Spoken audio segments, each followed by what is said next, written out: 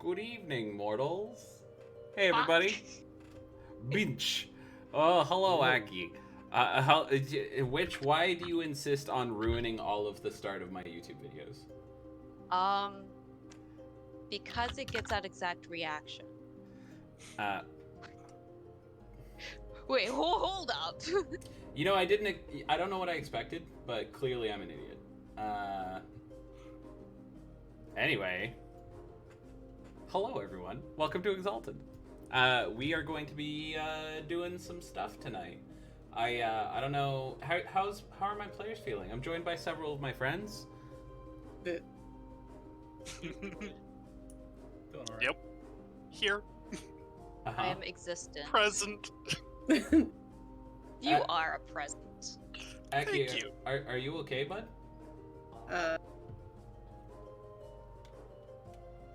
Discord disconnect noises. Oh, is something wrong? Are you playing some really emotional game? No, I'm fine. I'm not doing anything with chat. Desperately. Yeah, okay. Cool. So, aside from the fuck, marry, kill going on in this game, welcome to Exalted, everyone. If you guys will recall, the last thing you had done was gone on a little boat ride. And it went well. You met some new friends, met some cool people along the way, were attacked by completely normal humans, and then went home. And then you spent 2 weeks, from what I understand, mostly writing letters and preventing human trafficking. Yep. That's about right. Mm-hmm. Okay. And staging an intervention for a certain Twilight. So Joe spent most of the 2 weeks It's quiet. being a hermit. in his You've room. suddenly gone quiet, which is very offensive to me as a streamer. Who, me? Yes, you. Yeah, you. Oh. I've gone. Oh, but do I need to rearrange my sound? I don't know, but it sounds like your audio input has changed because you just went from being like normal and loud to being extremely quiet and distant. So either you Okay. put your microphone up or something. I have a solution. Oh, and How's now that? you're back. That Okay, I'm works. back. All right, hi. Joe. Joe has spent most of the past 2 weeks being a hermit in his cave. Room. Mm-hmm. Building of all the murder? an accidental tower of finished like meal replacement shake bottles, being extremely efficient, keeping up keeping up hygiene to a practical degree, keeping up nutrition to a practical degree, and working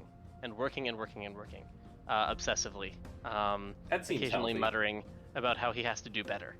That seems healthy. Yeah, that's. It's very healthy. Yeah. That sounds healthy and The good. intervention. Uh-huh. Over to you, Ben and James. After you, Ben. You're the one that started the intervention. James had been, really kind of fighting with the whole I killed somebody problem. Pretty sure you killed Yeah. several somebodies. He only saw one that he had actually, like, Uh-huh. everyone else ran away, I believe. Mostly, yeah. Yeah. Anyways, James doesn't know anything about medicine. Mm-hmm. Anyways, James, was also really concerned about, Joaquin kind of hating him for, murdering somebody or somebody's. So seeing that, he was like, I'm gonna stay away, and then, the building smell of moldy assure started to waft out the door, and he's like, fuck, okay. Time to go talk to him. Mm-hmm. And we had a nice little chat where I showed absolutely no mercy. Hilarious. No mercy. I get it. Well, And then Ben busted with a bunch of cleaning supplies. like the frickin' Kool-Aid, man. The upshot of the conversation between James and Joe was, "What? No, I don't blame you," says Joe. "I blame myself. Mhm. I course, didn't give you yeah. the tools you needed. Hmm. Yeah, it's all your I fault. should have done better." It is all your fault. Yeah. Yeah. I agree. Yeah. Mhm. In fact, everything Mhm. that happened, all your fault. Definitely. Hmm. Joe is somehow responsible for the bestial, whatever they are, Humans. attacking that ship. Normal humans. Yes, normal humans, capital N, capital H. And yes, you absolutely, as your therapist, I recommend that you take all of this burden on yourself and don't discuss it with anyone else. Yeah, see, that's what Joe said. I know. It's because that's what I would say. So Joe did that, and then people intervened, and he was like, "I guess I will stop neglecting all but the barest minimum needs of my body." Okay.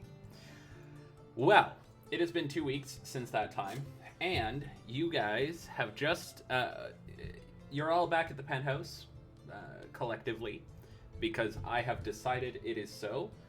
Fate has willed it. The pattern spiders are in agreement, I assume. I'm not going to check because they might not be. And Wait. on someone's way up to the penthouse, there is a letter in the mailbox. We're at the penthouse and not at the home base? Oh. Yeah, Yes, we have the actually. penthouse Been there in yet? Victoria, and so- then we have the one in Nanaimo. Yeah, so the penthouse is where the letter is. So I assume someone visits there occasionally? I would get a call from the person who's staying there Okay, that there so was you mail do. for us. Yeah, Yeah. I'll go pick it up. Okay. It is a letter, and it's a very standard looking letter. It's you note that it's not really to like the normal specifications. Like the envelope is a little bit fatter and taller than a normal envelope, and it's very clear that it's on older paper. Alrighty. And it's addressed to, and on the front it just says "My friends, no return address." My friends? Yes, Okay. that's what's on the will- outside. I'll bring it to the group. Okay. And we can all read it together. Okay, so you bring it home and someone reads it out. Yeah. Hello, friends. I'm sorry that I've been distant lately. I've been learning what has happened to me. It turns out that I have awoken to a greater world than I did the day we entered that tomb. I'm apparently an Obermos, chosen by heaven. My new associates want to meet you to discuss, and I'm quoting directly, the fate of mankind. They think that you can help elevate everyone to the same or a similar state as mine. Come down to, and there's an address here, I'm not going to put a real one in because it'll, doxing. When you can. We have much to discuss. Signed, Nadia. How is Look, you can up that? to- How is that word spelled? Oh, what? It is Obrimos. Obrimos. Can Joe tell what language or family of languages that's from?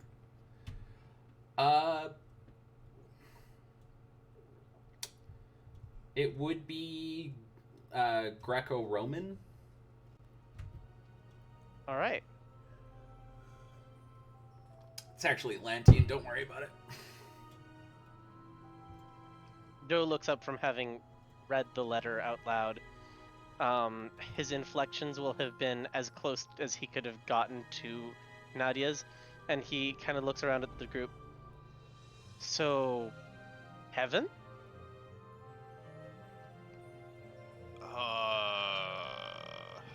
I hope somebody knows more than I do about whatever has happened.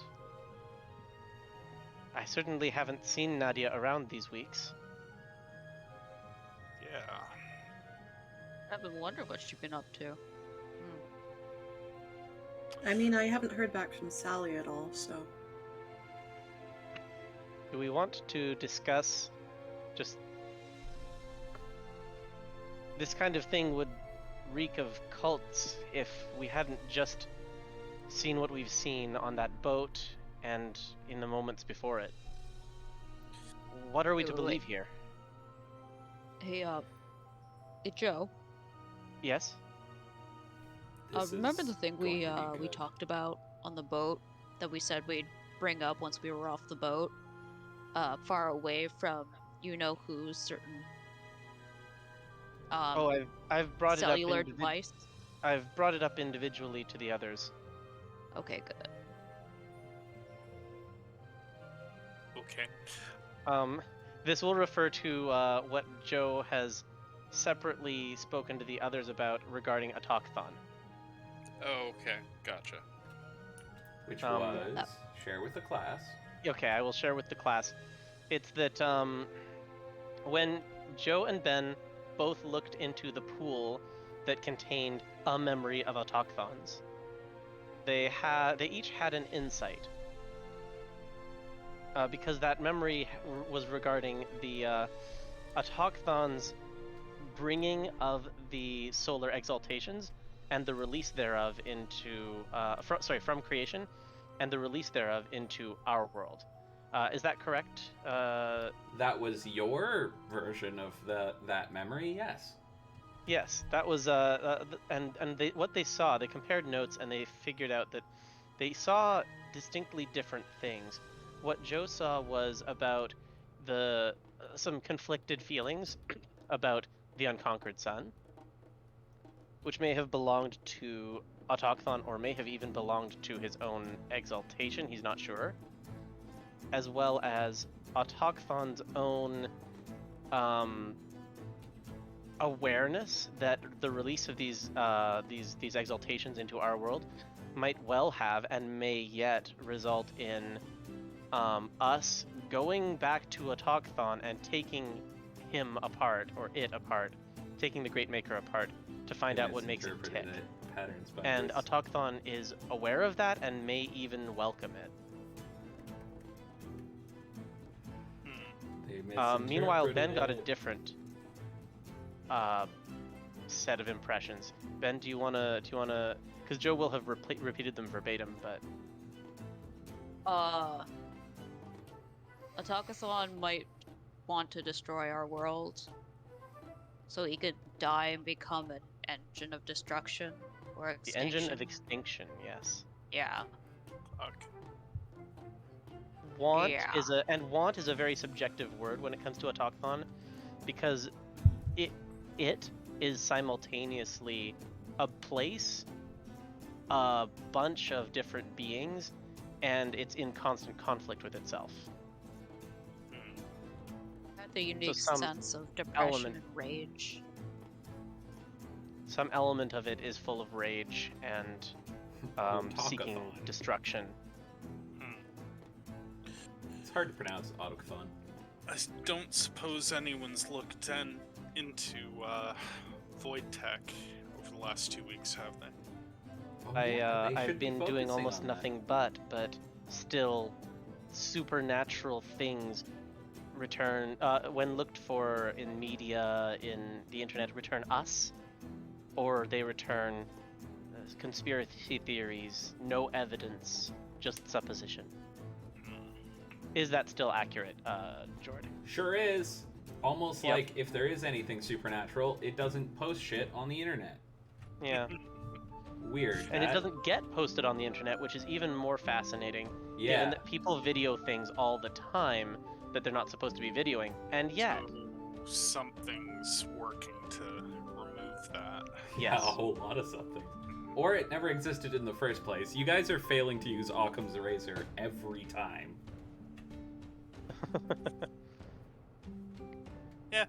Either way. How does Occam's razor explain what we witnessed on the boat?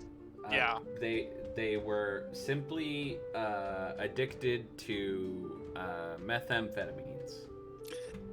Definitely, and that's how they can sense that a thing that is completely intangible and that did not show on Joe's face It's okay if I do a Blackthorn. because he's got a really good poker face, and then all of them telepathically, without a hand gesture or anything, turn to point weapons at Nadia, not him.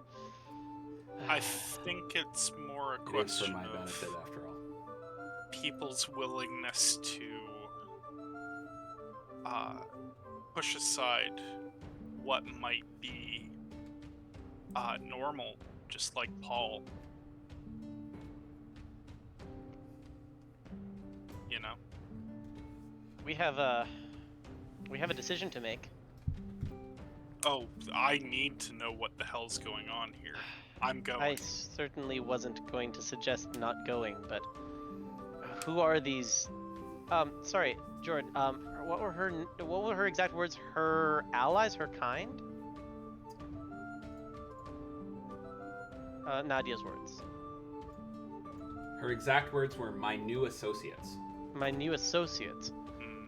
Who are these new associates, and can we trust them? They admit to wanting to use us for something. That something may be good, in our opinion, but, well, I advise caution. Well, what is this place that she wants us to meet at? Do you guys look it up? Yep. Okay, it's a generic office building that's been there since like early on in the city's history.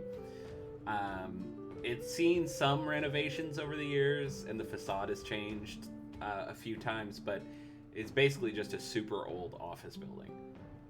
The cleaners there describe the environment as musty and old. I mean, there are Oh, worse there's places. also a conspiracy theory about the fact that no one ever enters or leaves that building, and it's a secret government lab to study the effects of gamma rays on the human brain. Right. See, the trick is, Sounds chat, like you throw in a cover-up. little sprinkle of information that's true. A little bit of camouflage there, maybe.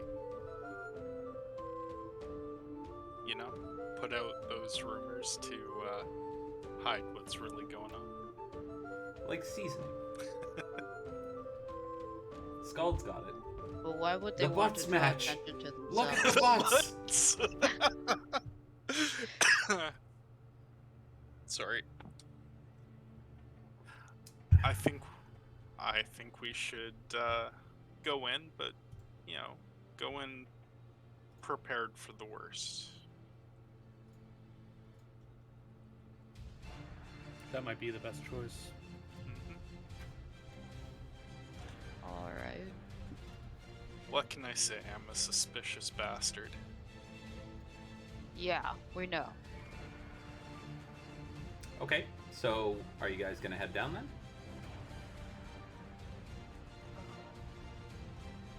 Yeah. Alrighty. I guess. So, after, oh, 1 second. This is pretty intense. There we go. Nope, that's still intense. That's better.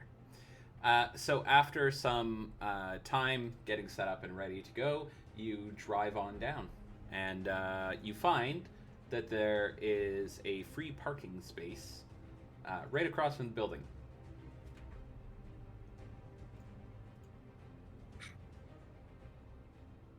Excellent. Can't buy that kind of luck. You sure can't.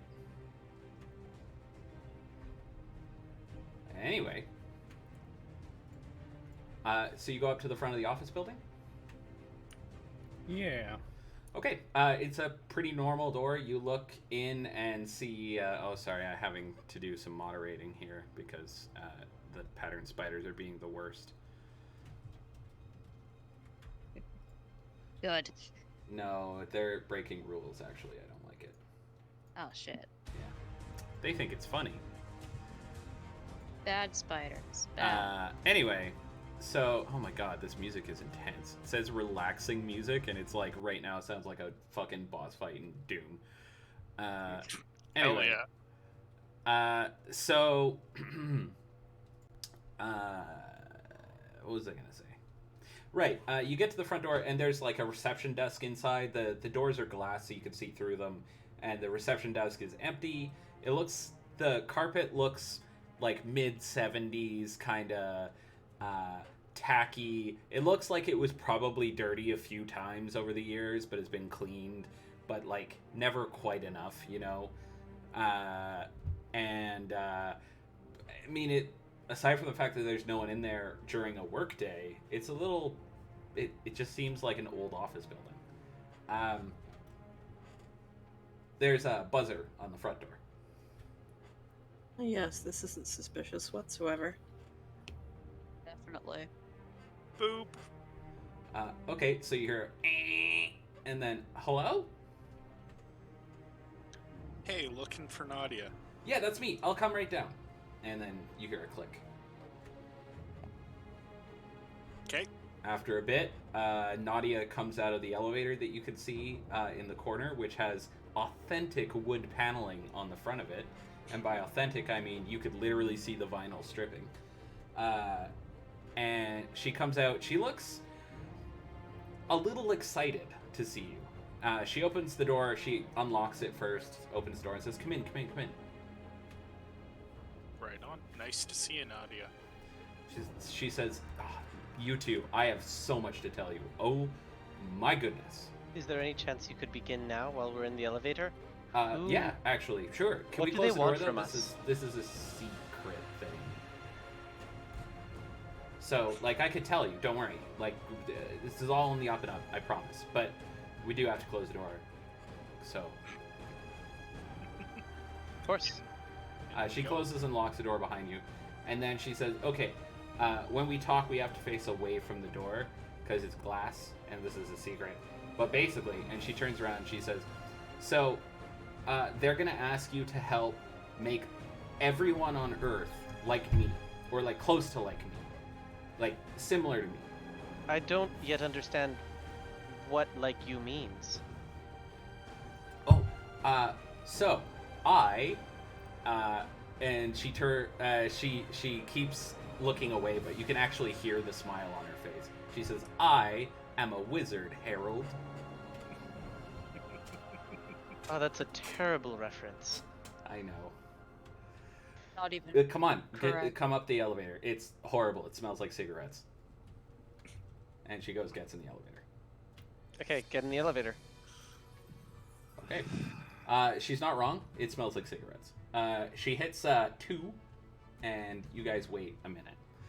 And then another minute, and then another minute, and then another minute. And then several more minutes, and eventually the doors open. During this time, Thank what does fuck. wizard mean, Nadia? So I'm a mage. I went to heaven and inscribed my name on the watchtower there, and it awakened me to the greater reality. I see things differently now, and I see more. My teacher, my master, I don't know what you call him. He just has me call him Adam, which is his name. He showed me a lot of tricks that I can use to alter things. He's way better at explaining this sort of stuff. Why are you? Hey, Aki, do you want to tell me why you're saying "re"? Listen, you fuck, I've played with you in too many games. And I'm connecting dots to other games. What are you talking about? What's wrong with Adam? Myself, and I'm just gonna re in silence.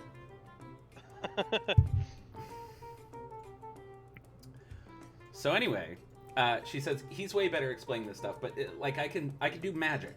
I can straight up, I can do magic. Like, check this out. And she like holds her hand out, and you see her concentrate, and everyone can feel power coalesce in her hand. And then a light appears there. Neat. I know, right? So- This is like the only thing I can do so far, but there's so much more. Aside from this, Joe points at his forehead. I can't do that. Well, she holds up the light. Get on my level. I'm glad that all of these revelations haven't changed your confidence. No, actually, I was really terrified for a long time there, but now everything makes a lot more sense. And I'm actually doing something useful, and I haven't had to worry about bills in and the door opens at that time. And she looks over, and inside is a very like well-appointed sitting room that's straight out of the like 1920s. It's there are a few bookcases with some texts in them. There's some nice embroidered like or not embroidered. What are those called? The big fancy chairs, cushioned chairs. Settees sort of thing? Yeah. Settee? Fuck if I know, man. I come from nothing. Anyway, oh, sorry, pattern spiders. It did feel like the elevator was moving. It just sucks. They were asking if it felt like the elevator was moving or not, or if it was like some magic thing, but no, it's just an old elevator. It's an elevator to a physical location. Yeah. Now, whether or not we're coming out into the same building, that's questionable, but... Anyway, there's like a table, there's some armchairs that you can sit around. Armchairs, thank you. And there's, it looks like a smoking parlor, but there's no smokes. And in the place where there would be a fireplace, instead there's an altar upon which there is a small statue of a perfect circular disc of stone in white on a stand. And sitting in one of the armchairs is a pleasant-looking mid-50s guy. He's smiling a little bit. He seems kind of excited, but he's like controlling himself. He looks like exactly what you would think of like an older youth pastor. Oh, great. One of the cool kind? Yeah, one of the, like, I'm cool kids kind? Yeah, one of the ones that's like, you know, I like rock music and Jesus. But like older. I know exactly what you're talking about. That's why I described it that way. So do I. I see him every Saturday. He motorcycles to our congregation. That's perfect. This guy definitely looks like he knows how to ride a motorcycle. Anyway. Yes, wonderful. So when you come in, he stands up. He says, "Welcome. Please make yourselves comfortable. I'm Adam. I know who you are, of course, but if you want to introduce yourself, please. I have some cookies and wine. I didn't know whether to go. Cookies. I didn't know whether to go. You know, have cookies for people and like we could just sit and chat, or if we were going like high class wine. So I just did both. What kind of cookies? They're chocolate chip. Yes. I'd say I made them myself, but that would be a straight up lie. They're grocery store specials. Nice. Joe kind of like gives a polite smile and says, "I am Joaquin, the twilight of our circle." He nods and says, "Okay, your name's Joaquin. I didn't know that, but now I do. You can go with Joe." Joe, that's great. I'm Adam. I already said that. Make yourselves comfortable. I'm a little nervous. This is a big deal to me. All right. Even just to goes a... and grabs a cookie. And Joe kind of like glances at Nadia. Even to a wizard, we are still a big deal. We're not really wizards. Wizards do like spell books and stuff. That's not us. We're mages. I know Nadia really likes quoting Harry Potter at me, but that wasn't written. That was written by a Muggle, not one of us. Joe Although actually it did help. Does his half smile at the we're not like Harry Potter. Also, I'm going to call somebody a Muggle as a joke. Mm-hmm. Yeah. It's clear. It's clear he's familiar with the source material. Yes, he's clear. That is clear. He says, "Yeah, that did help our cause, however, which is what I want to talk to you about. But I'm sure you have questions because, as I understand it, you didn't know about any of this until the sun struck you. I'm not sure what happened to you. I assume you must also be mages of some kind, but we're not married to that concept. Maybe you're Goetia? Anyway. Oh, Joe Darius writes had a down the question. word Goetia. All right. Well, Apparently, Darius had a question. Is that correct? Yeah, I asked what is the difference between you spell books and what you do. Do you memorize how do you keep track of your magic? Oh, well, I mean, people have written books on it, but it's Um, I don't know. Maybe this will remind you of something. When a mage awakens, we find ourselves in one of the supernal realms, a place that is a place where ideas are what rule. And when we travel there, we journey through it in some capacity, whether walking or navigating through more esoteric means. For me, it was a walk on the beach that had no sand or water. At any rate, we go for this journey, and at the end of it, should we make it, we find a watchtower where we inscribe our names, and in so doing, awaken as mages, and we can see a facet of reality that no one else can see. So I'm an Obermos, like Nadia, so we go to heaven, and when we return, we're more capable of seeing the fundamental building blocks of the universe, as well as the forces that govern them. So, yeah, just like that. Joe frowns. I've begun to see the building blocks of the universe, but not through any vision. It's simply... Some people describe it as a smell, and others can hear it. It's not really one of the five senses that picks up on it. It's like a I can see dead people thing. You just know. It sounds familiar, but not. For me, the patterns of reality really do have visible, tangible... It's all of the senses. Yeah, exactly. Like the one is speaking to you directly. I get it. All right. Joe looks unconvinced. Okay. So, what's your plan? right. Have a seat. Do you want wine or cookies? Because this is gonna get pretty involved.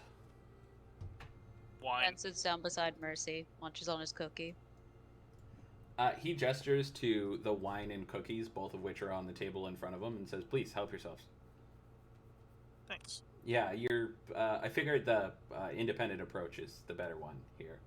To be honest, this isn't really what I normally do, but because I'm Nadia's teacher and Nadia knows you, it was kind of seen as the best route so that you have someone sort of familiar to speak with, rather than having this big council of mages come and demand.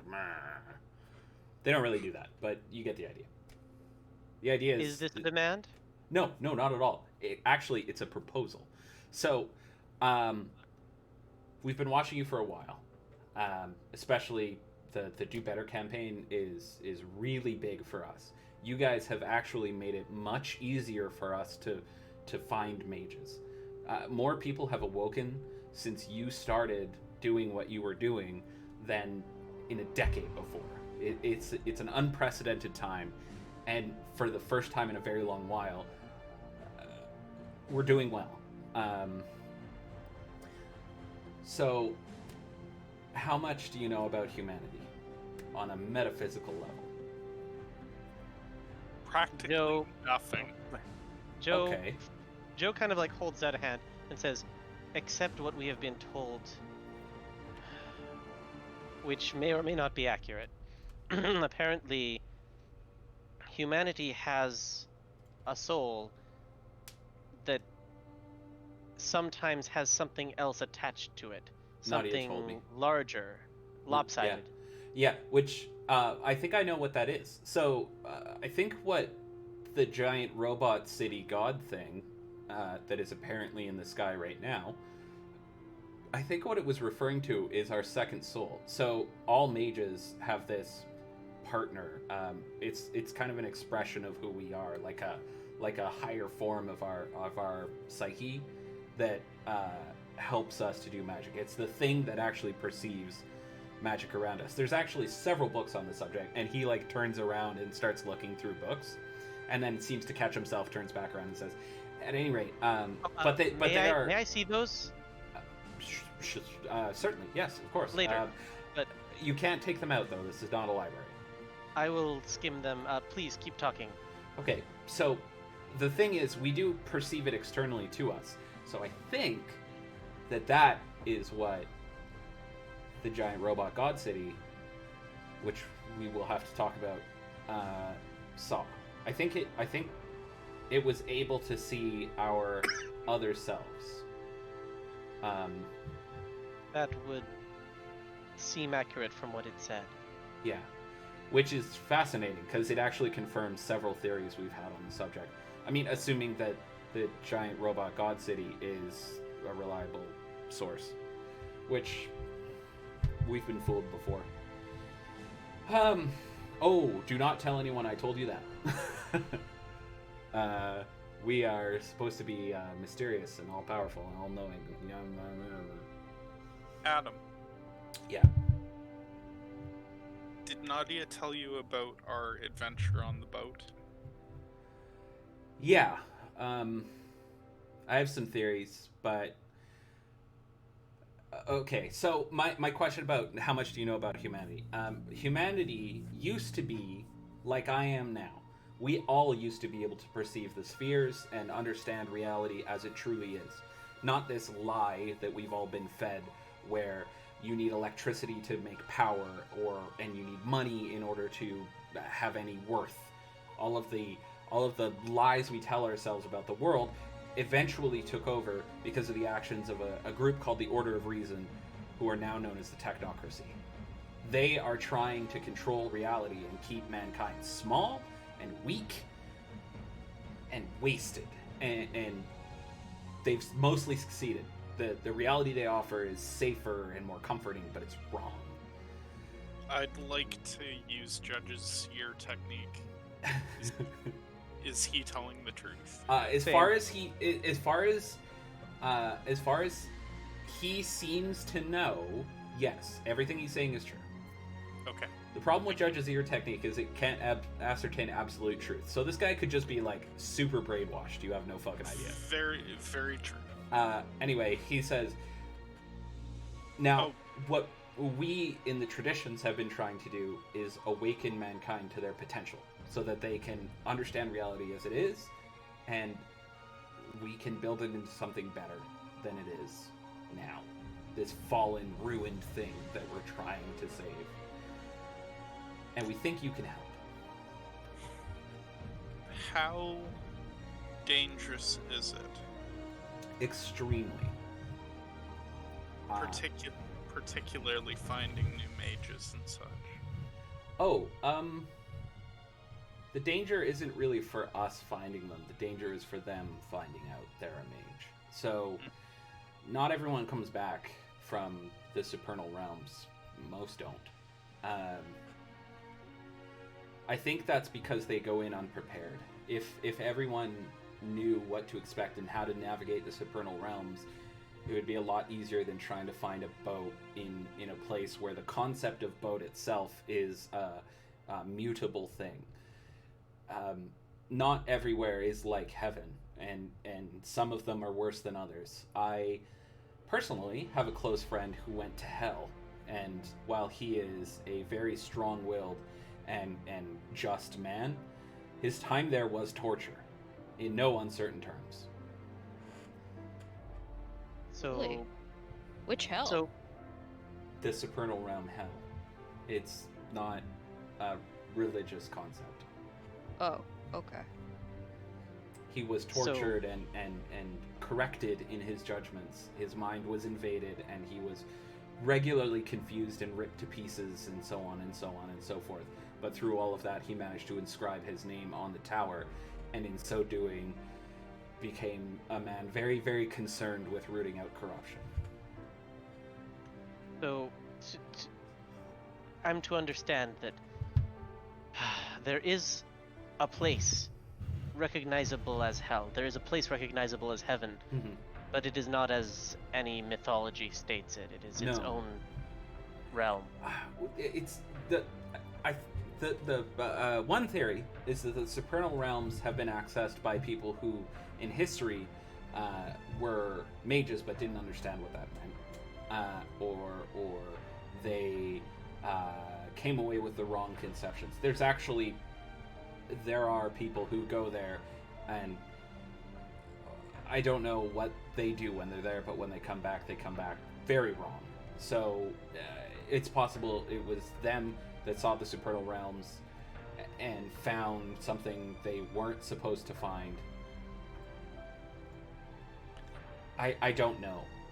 There's so much that we don't know, and to be honest, I didn't expect to be able to tell you all this, but I've received authorization from literally our highest authority to tell you everything, to bring Tell you me about on this board. highest authority. Oh, so we have a council headed by each of the major traditions and a coalition of some of the minor paths as well that makes all of our major governmental decisions. They're mostly archmages or mages who have a lot of experience in leadership, that sort of thing, that we vote for, and they make decisions for the community as a whole, especially where it concerns the Ascension War, where they decide what gets released to the public and when, what our efforts focus on, and so on. It's a government. Like, if you'll forgive the metaphor still, the Ministry for Magic, and Kind of. whatever the North American version in that fiction is, a coalition of different secret governments. Aw, Joe, you've been brushing up on your pop culture. It's not really. It's not a ministry though. It's more like a forum. We technically can do whatever we want, but being ostracized from the community really sucks because the community has all the books. I see. So, more like an unofficial university with a faculty. And a history and a government, yeah. Hmm. It's Okay. kind of weird to explain to an outsider. But, I can tell you that, well, I can tell you anything I know, really.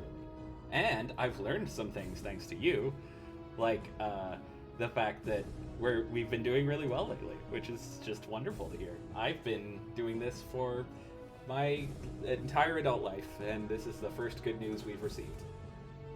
How old are you? I am 55-ish. Does he look 55? He looks like he's 52. Okay. Alright. I'm actually 57, but I tell everyone I'm 55. Are there those on the council who are much older? I know what you're asking, and the answer to that is no. On the council, there's kind of a term limit. It's not official or anything, but the understanding is that you can't be extremely old and understand the world. So counselors tend to retire after a decade or two of service, assuming, of course, that they maintain their popularity through that time. However, there are mages who are hundreds of years old. Famously, Merlin is believed to still be alive. Merlin? Yeah, Arthurian Merlin. Now, No one's there's seen him an in a few hundred years, so he there's probably an died. interview I would like to have. Yeah, well, you have to get in line. There are a lot of those. Well, how often do you find that somebody with these powers becomes a problem? It's kind of a hard question to answer. It really comes down to the person, right? Like, a lot of people from my tradition, Obermoy, believe that there is a higher power guiding us and that everything happens for a reason. I don't think that's true. I think that perhaps there is a order to things. I think that is true.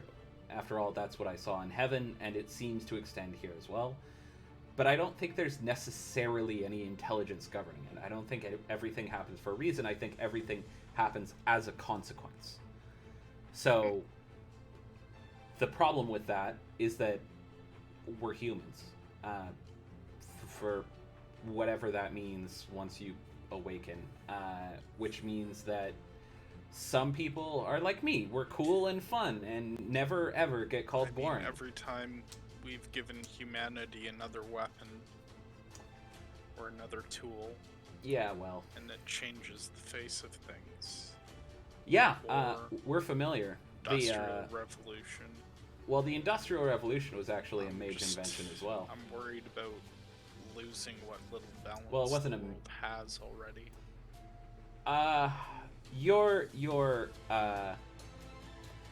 Your worry is Jordan, founded. if you're trying to talk to us, you're muted. God damn it. Okay. He says your worry is founded on the idea that this is a recent development. So, let me give you the history of the world. You're gonna want to sit down. This is a long one. A very, very long time ago, there were people with powers like ours, except more. They were more powerful than we are, because of their teachings or understandings. It's not clear. They broke things when. Anyway, in a bit. So there was this place where that was called the City of Magic that we all gathered in to learn and develop, and all of mankind was welcome there. This place was called Atlantis, and spoiler alert, it doesn't end well. So in this place, some men grew greedy. They found that the highest understandings that they had received were not the highest understandings. They were the first of a series of understandings that would take many, many lifetimes to master and would lead to power capable of doing almost anything. And so they started ascending. But, again, they were, at their most basic level, human. And they were the worst kind of human, rich people. So they pulled the ladder out from behind them on their way up and led to the breaking of Atlantis and the fall of humanity. And when they did that, a lot of people stopped believing that this was all the history of the world, the possibility of the world. So they fell asleep. They stopped realizing the reality of the situation. And then over time, it got worse. People like us who knew the truth decided that the lie was better, that the lie was safer and cleaner and easier to control, most of all. So they started the Order of Reason, dedicated to defining reality in a very strict way to prevent people from awakening. And they were mostly successful. Today they're known as the Technocracy, and they're the reason that no one knows that magic is real, and that everyone thinks the guy who could pull a rabbit out of his hat is the highest form of trickery. And they're wrong. And it's destroying the world. As the world gets smaller and smaller, humanity becomes weaker and weaker. I mean, you, more than anyone, knows the state of this world.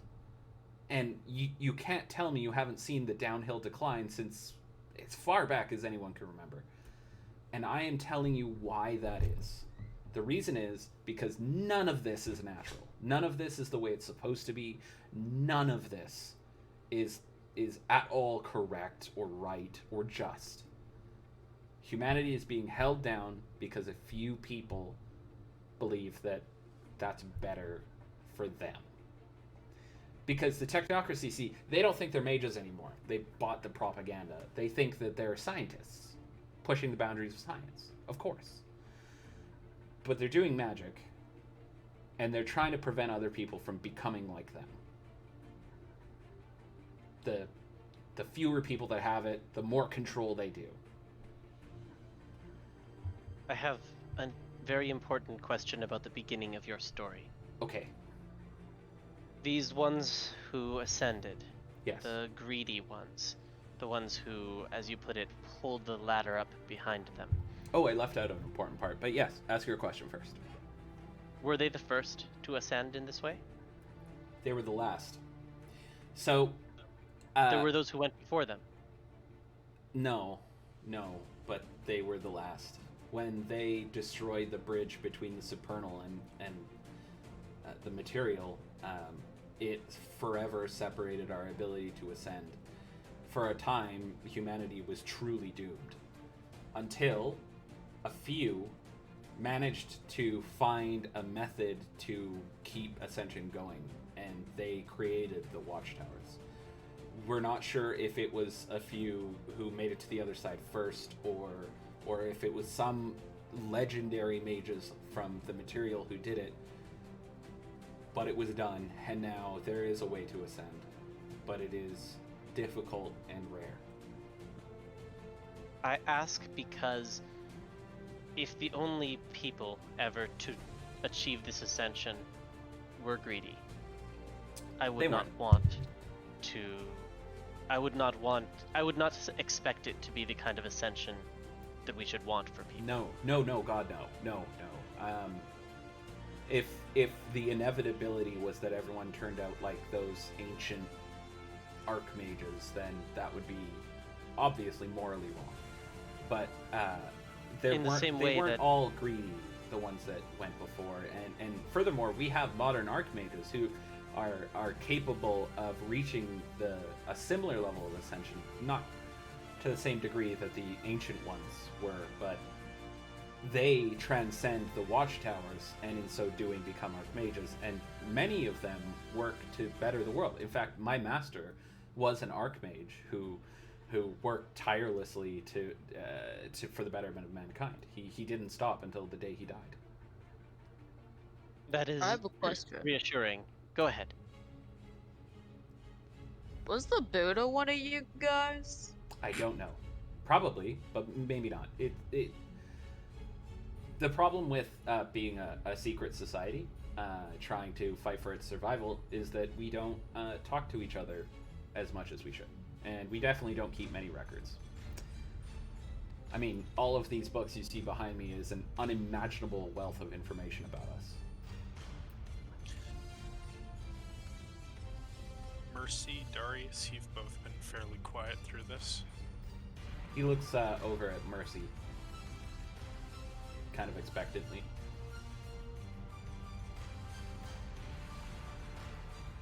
I'm just listening to it. Okay. For me, Anyways, understanding correctly what you've been saying, we are the first Solars that you've encountered, correct? Yeah, so we weren't sure what to make of you. You look kind of like mages, actually, except far more flamboyant about it, and you don't seem to collect paradox, which is strange. And What is paradox? the lie, basically. The lie that humanity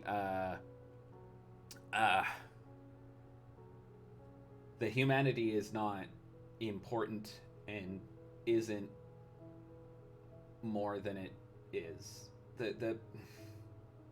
Anyway, that falsehood that we're trying to get rid of, because of the nature of reality being a consensual thing, it fights back whenever we do our magic. The more blatant our magic, the more powerful the kickback. It can lead to some really bad times. There was famously a path of mages that are extinct now that used to use paradox to try and awaken mortals. It didn't work, obviously. what's stopping them from coming back? Oh, it's just a bad idea. They all died horribly in massive explosions or worse. I see. It turns out that if you ride a flying carpet down Main Street and throw fireballs, reality usually gives you a citation. And reality is uncaring, to put it lightly. I see. I'm sure some of them are still in paradox realms suffering eternal torment for their so-called sins against reality. Would you be willing to attempt to teach a Solar? Of course, sure. I could do whatever I can for you. The question is, can you comprehend the spheres? It's sort of an intuitive thing for us. So I assume it must be for you too. You can feel the energy suffusing things of a magical nature, right? That's a very good question, GM. Can we? Nope, not really. Only when people are doing actively using motes of essence can you feel anything. If something is just latently like that door did not twig your senses at all. Primarily when one of us is using our capabilities to alter the area, or Oh, okay. So you can't tell, and he picks up a small knife, like a letter opener off a desk beside him. You can't tell if this is magic. no.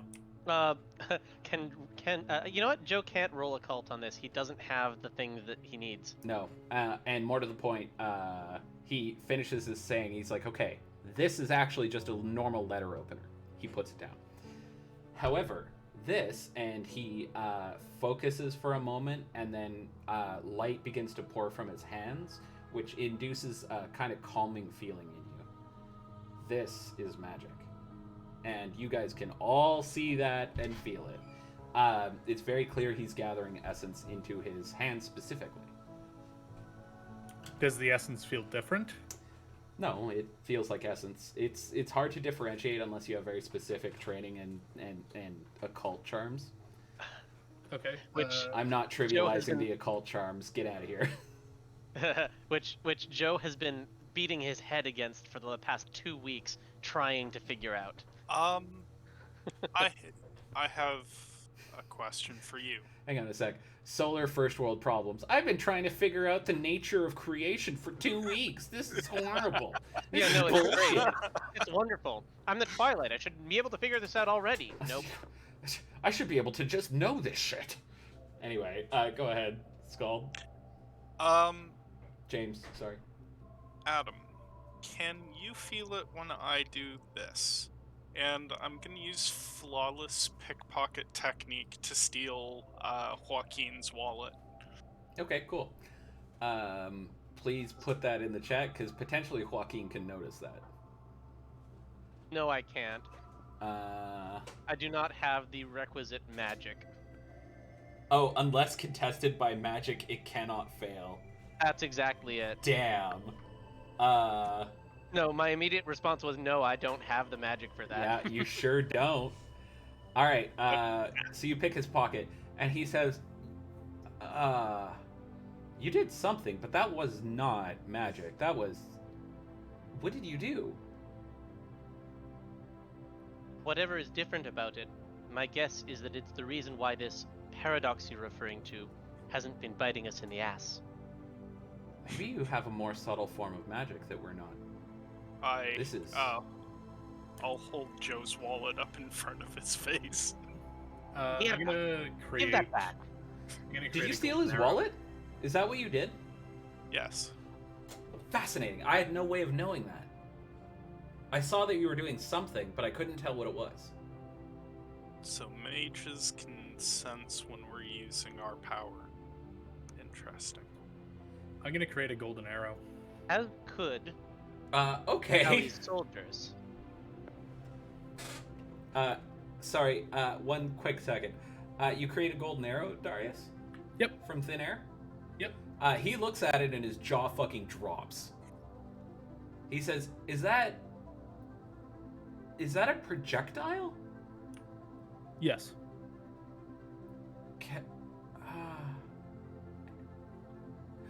Could you use it on something? Like, he holds a pillow up. This pillow? And he holds the pillow away from his body. Yeah, I'll stab the arrow into the pillow. Okay. And then he pulls it off the arrow and looks at the hole in the pillow and goes, no. He puts the pillow down and says, that's not possible. Is there something that mages cannot do? There are many things we cannot do, but one thing we can't do is fundamentally alter...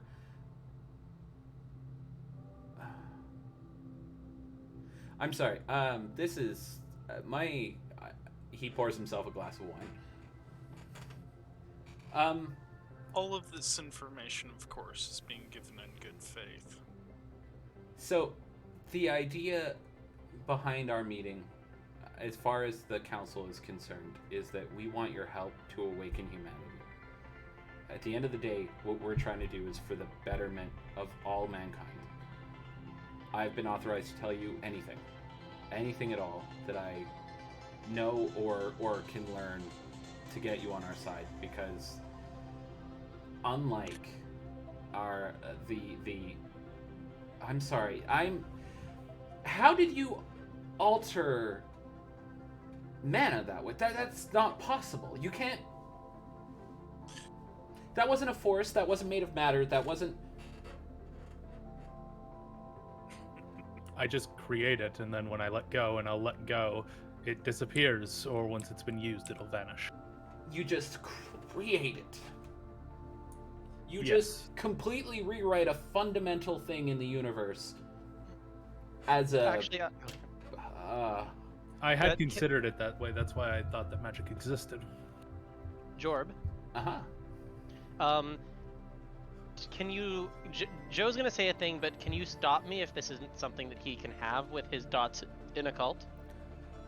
Can you just run it past me and then we can blog? Okay, he's gonna say, as best I've come to understand it by experimenting with my own essence, it seems like this and that, and he indicates kind of the space that the arrow used to occupy in front of it was James, right? Mhm. That It was is a Darius. pattern of the same essence that is within him already. It can be given shape, it can be changed, and it comes from us. He nods and says, "Yeah, but mana doesn't work like that. You can't just take mana and make it physical. That's like trying to make a pickle out of gamma radiation. It's just not possible. It's. I mean, it is obviously possible. You just did it right in front of me. Casually, actually. You just completely destroyed my worldview. Casually. But, hang on. Okay, there we go. But it... No, I don't think you're mages. You're something else. Well, Or you're the most powerful mages the world has ever seen. One of the two. And yet we would know that based on what you've said. Well- It comes with what did you call it? Enlightenment? Oh, no. Ascension? Ascension. Enlightenment, no. Mages have made some of the worst mistakes in the world. For example, the technocracy exists. I have a question based on that. Hmm. Were the original bombs dropped on Hiroshima and Nagasaki, were they magic? No. Not even this technocracy's magic? No. As far as we know, that was simple mortal evil. Mercy's apparently showing off. What are you standing on, Mercy? I see graceful crane stance. Oh, Mercy stands looking around the room. She heads over to a small side table, tilting it on a single leg, then easily balancing on the corner. Her gas mark flares on her head. Okay, he looks over and goes, and that's... How are you doing that? That's not an application of any force. You're not changing your internal chemistry. How are you doing that? It's almost like you're just doing it. Mm-hmm. That's just Unless kinda that how we table work. is much more magic than I thought it was. Pick a thing in this room. I mean, of course, he goes over to a desk, opens it, and pulls out a pin. He then he holds the pin up in his hand. Can you please? Mercy's gonna hop from the table, which, now that it's not balanced with her Yeah. weight, is gonna clatter over. Yeah. And hops up on the pin. He's holding Joe it up. blurs with motion, arrives next to the table and prevents it from falling over, just kind of settling it down gently. He holds up the pin and looks Mercy up at puts her Mercy. hand in her pockets and smiles. He looks up at Mercy and he says, "How many angels can dance on the head of a pin?" I'm gonna put this pin down. It's not heavy somehow, but I think I need to put this pin down. And he starts like lowering it to the ground, and then it just sinks into the floor. And he pulls himself back and says, "Oh. See, we were under the impression that you were some very high-profile mage, or even returned ancients, actually, was one of the prevailing theories.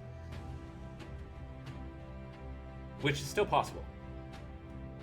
But you would probably know, and you are casually rewriting fundamental forces of the universe.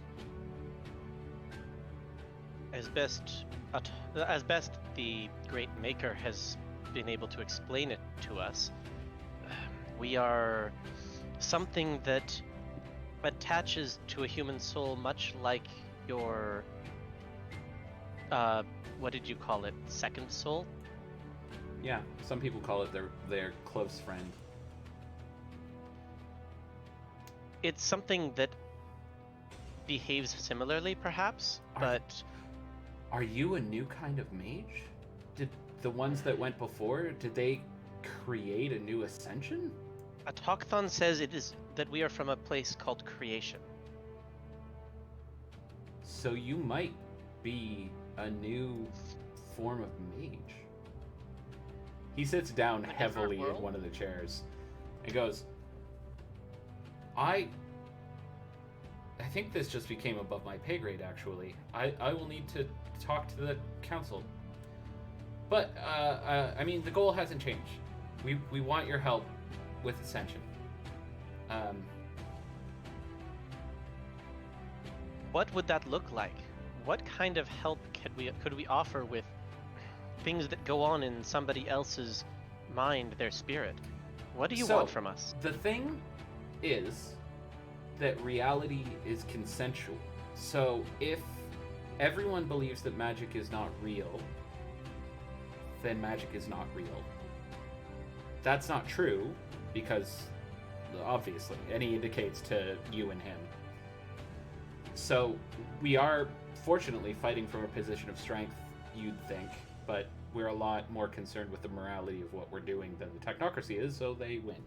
But the more people are exposed to things they can't explain, the more likely they are to believe, and the more likely they are to believe, the more likely they are to ascend.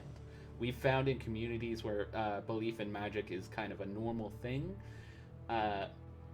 we see more mages coming to existence. It's very rare in developed societies, and very, well, when I say very common, I mean it happens at all in undeveloped societies. But it's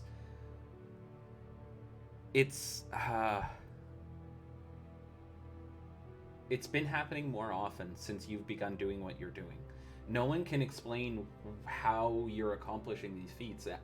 I mean, I can't even, and I know I don't mean to brag, but I am talented at the prime sphere. I do understand a lot of how our world works. I can see the movement in the weft and weave, the pattern the one made, if you want to call it that, and I can't explain even for a second what it is that you're doing. So mortals trying to do the same thing, humans, normal people, whatever you want to call them, they can't possibly explain it, so they're starting to believe more, and the more they believe, the more you have people like Nadia, who you directly possibly made ascend.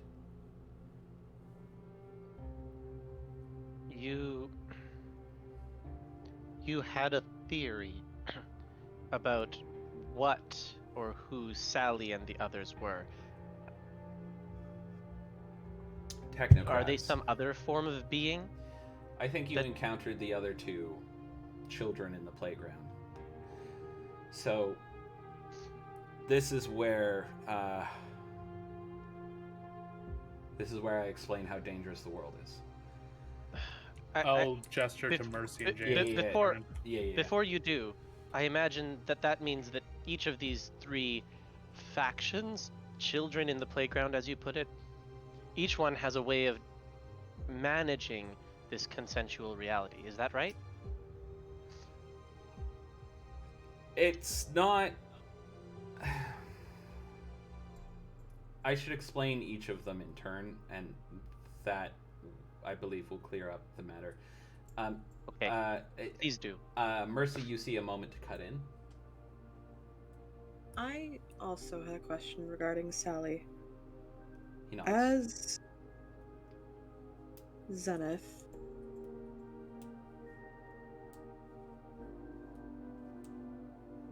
As Zenith, when I cut down the man that I did, it felt like I was vanquishing a creature of darkness. Is this what mages feel like? No, we. I mean, the problem with saying "is this what mages feel like" is, I mean, that's quite aside from the fact there are some people out there who have very, very different ways of viewing the world. We're also just people. There are people in my own tradition who I think are horrible. There are people in other traditions, including the one that should sort of be diametrically opposed to me, that I think are more heroic than anyone else I've ever met.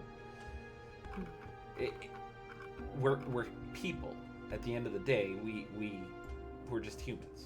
We just happen to understand more than everyone around us. That's all. Can you give me an example of what these traditions are? You've referred to them several times, but sure. So what makes them so different from you? Like I said, similar? I have a close friend who's a Mastigos. He went through hell and came out the other side with a better understanding.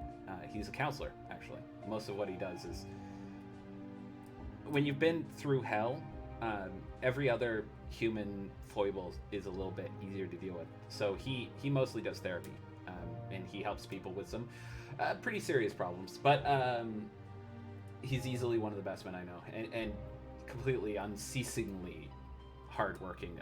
I've never seen him rest. So he's a Mastigos, and there are other traditions as well, which I could get more into, but I should really explain the other groups. I don't know what you call them. We usually call them by name, so. But if I may, then I don't think Sally and the people that we fought, were mages. Oh, they probably were. I don't think they were. So, he looks over at you, James. Did you have something before I get into the heavy stuff? No, go ahead. I'll hold on to it. Okay, real quick, Mercy just got a free XP from a patterns fighter for being an angel dancing on the head of a pin, which is rude. That was my idea. And I think there's another one, but there's some issues with Twitch not allowing people to spend channel points, which is awesome. Thanks, Twitch.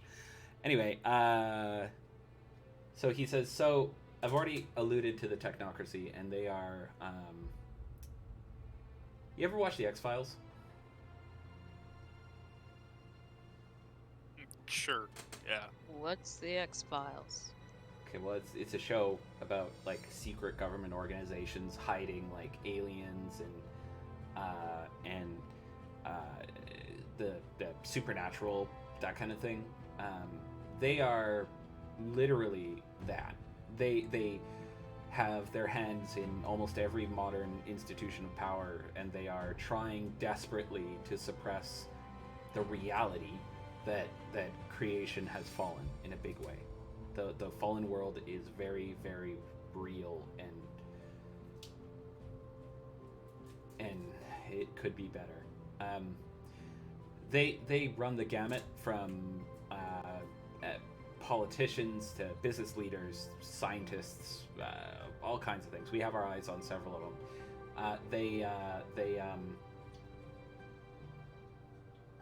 They're trying to control everything. Their original founding ideas actually weren't that bad. the idea that maybe humanity would be better off and safer if not everyone had magic, at the time seemed like a good idea because a lot of people were using it for the wrong reasons. The witch hunts were a real thing that were done specifically because mages were abusing their power. I'm not sugarcoating or pretending that our organization is completely clean. I'm sure it's corrupt even now in its own ways, but it's the best choice of the three. The technocracy is the worst choice because it turns out there is a reason not for everyone to not be a mage. It breaks reality. It ruins everything. Everything has gotten worse. Creation seems to be falling apart at the seams because probably mages serve as some kind of maintenance system.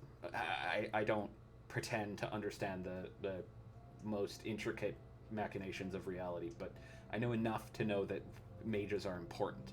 Even technocratic mages still help, but there are fewer and fewer of them as time goes on because that is their stated goal. It's to concentrate power.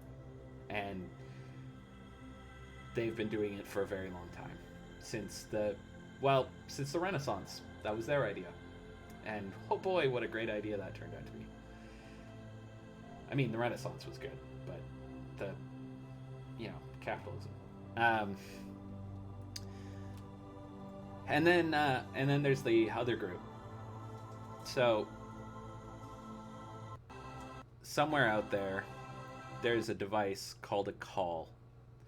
And all the call does is it inverts your soul, turns it inside out. There are things outside of the supernal realms of the material, things that have different goals. They want things to die or get worse or get very different. And the last group, the Nefendi, want to serve them and burn creation to the ground. All of everything needs to be destroyed or murdered or strangled in the crib or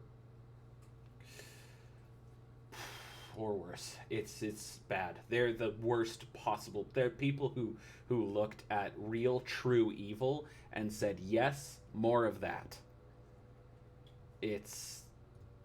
They are honestly terrifying, and we know the least about them. So What do you know about them? we know how they work. They invert their their close friends, their second soul, and subject it to horrible torture through. I saw a call once, and I still have nightmares about it. That was more than 20 years ago. Did they have claws? They could. They have all sorts of horrible things. Their magic is wrong. It's not the magic of our world. It's the magic of worlds where these things come from. They're granted powers that are horrible and alien. We've seen them. When we talk about going to face an Effendi, we discuss all of the things that we could possibly go up against, and we are consistently surprised. Whatever is fueling them is either so incredibly protean as to be unable to be pinned down, or there's so many of them that they're more numerous than the stars in the sky. We don't know exactly what they're serving, but we do know that all of their goals lead to horrible things. They were the ones celebrating the worst parts of humanity's history. Would a meeting between your faction and the technocracy be viable? We have tried that in the past. What were the results? Sometimes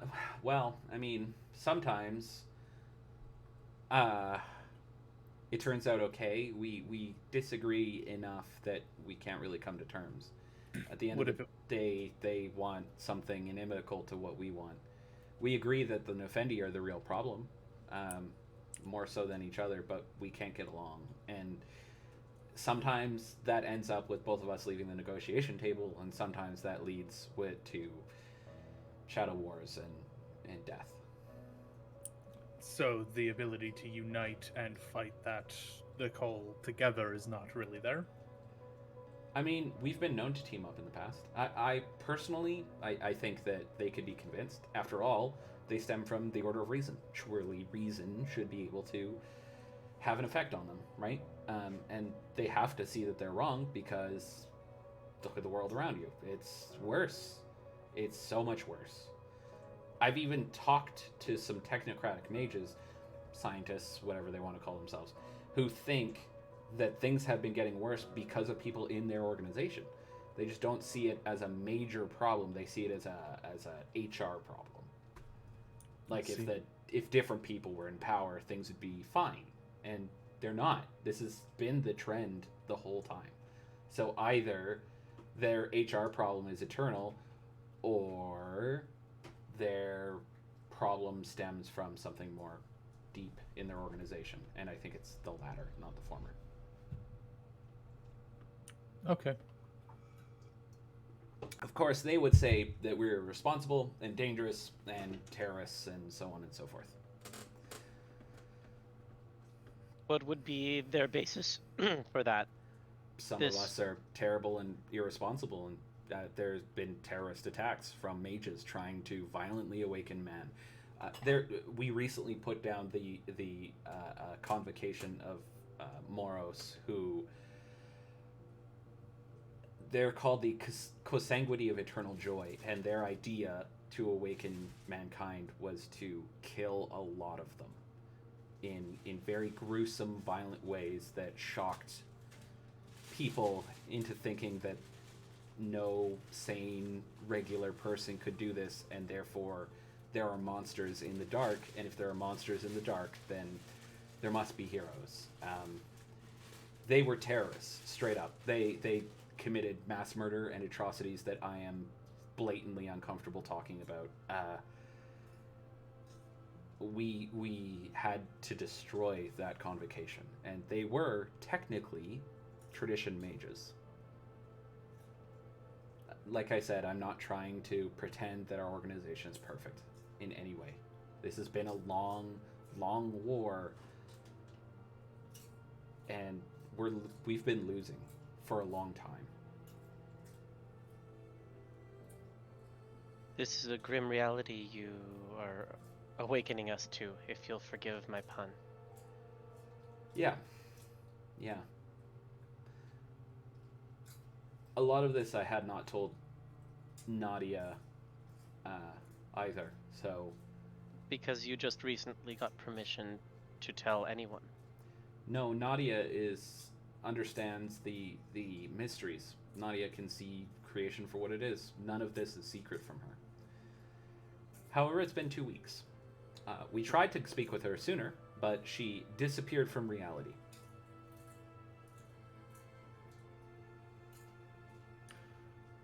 Right, the boat, and yeah. Yeah. And also, she was on the run with you, avoiding us, which is understandable. The weeks leading up to Ascension are strange. Nadia reported that she felt like she was being followed, which is very common for us. And then after she ascended, we started following her. So you can understand why. I can understand why that's worrying. But you know, we do have Nadia's best interest in heart. We have everyone's best interest at heart. Why were the technocracy not able to recognize her if we were with them? Did she do any magic around them? Not to my knowledge, no. Actually, Joe comments, if I recall correctly, Sally looked at her, and as though she did know what she was, with distaste. Maybe because she was with you then. Shoot her. That's strange.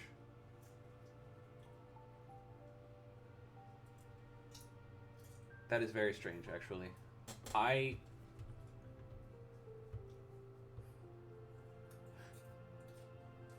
going to tell you something that I need you to keep private, even from my community. Is that okay? Sure.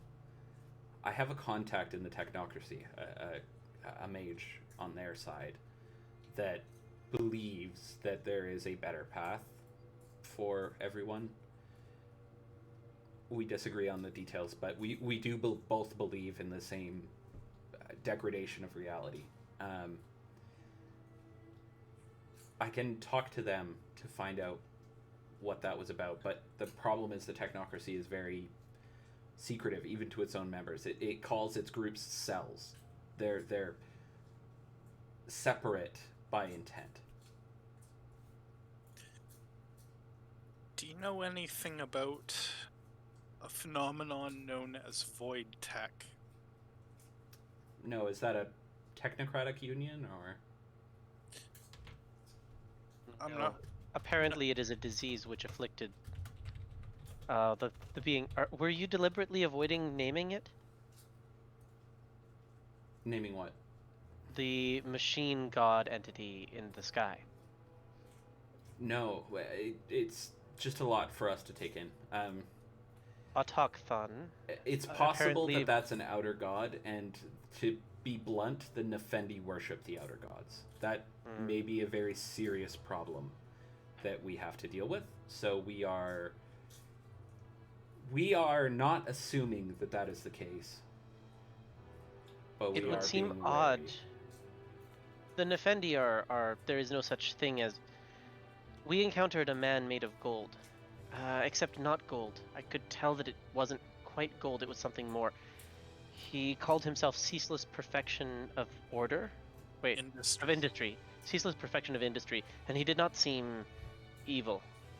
Sure. He was a steward of the machine body of Autochthon, Okay. and he was the one who called him the Great Maker. I met a Goetia of love when I was in heaven, who insisted that I should have stayed with my ex-wife because that is the purest form and expression of love. Do you think that thing sounds evil? No. Depends on your ex-wife. She was a Nefendi.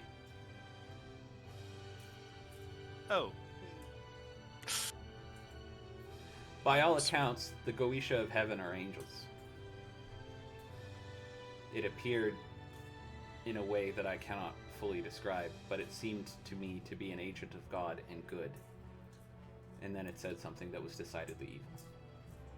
My point is, don't let appearances deceive you. okay. So we get out there. We start doing what we're, doing best. We go out there. We show people incredible things, and that somehow awakens people by showing them that the lie of reality isn't, the truth of things. And for your part, you're going to do what for us? So here's the tough part of the cell. We want to give you some ideas, some directions. Obviously, you don't have to listen to us. This isn't a come work for us thing. It's come work with us. So we have networks of support that we can lend to you to help you awaken mankind. And as long as that is a stated goal that you're willing to get on board with, we will help you in many ways. The trade-off is that we'll also let you know where we think you'll be best used. There is another part of that trade which has gone unsaid, and that is that the moment we begin working with you, at least the technocracy, the parts of these other factions which are aware, they will know, won't they? No. So, I'm sure the technocracy will approach you at some point. They always do. But they don't necessarily know anything. The benefit to us being driven so far underground like this is that not everything can be seen by the technocracy. We've had to hide because they keep killing us, so we are good at it. You miss my point. When we start taking actions which are overtly in aid of your cause. Like you have been. Hmm. I see what you're saying, but you see what I'm saying. Yes, we do seem to be accidentally aligned most with you simply by dint of our unwillingness to hide. Which we encourage. For whatever reason you're not incurring paradox, be that you're not mages, or that you're a new form, or you're a more powerful mage than you're telling us. I have no way of knowing if once you pass a certain point of magical skill, I have no way to tell how powerful you are. So it could be any of the above, but honestly, it doesn't matter to us. What matters is that humanity awakens. If humanity awakens, then we all awaken. We all stand on equal ground. And to that end, we're quite happy that you are as public as you are. I must admit, I still agree to some extent with James and his statement that if you hand a human being a tool, someone will reverse engineer it and create a weapon. Of course. I have been very, very upfront that I don't disagree with that statement. I just feel that putting the same weapon in everyone's hands is better than having 3 people have nukes. Well, we've got limitations to our own resources.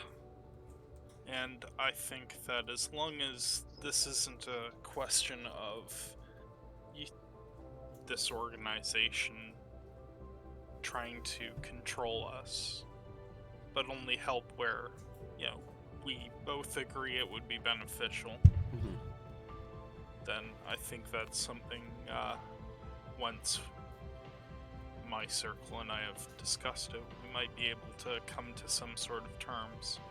Excellent. I think that's more than fair. I do want to be very clear. This would probably involve